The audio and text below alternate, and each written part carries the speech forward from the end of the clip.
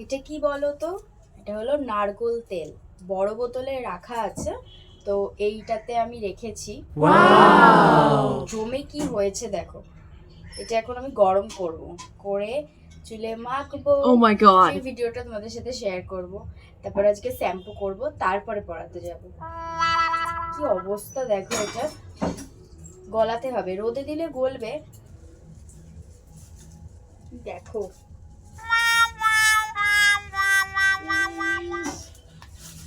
কি অবস্থা, অল্প নেই। কতটা নিলে ঠিক হবে বুঝতে পারছি না।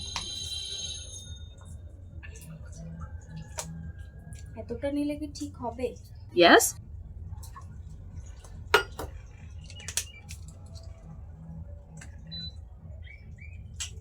দেখ মুখান, গলছে গলছে।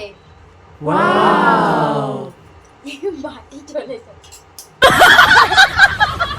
চুলটা আঁচড়ে নে, জ্বরটা ছাড়িয়ে নিলে তেলটা মাখতে আমার সুবিধাও হবে।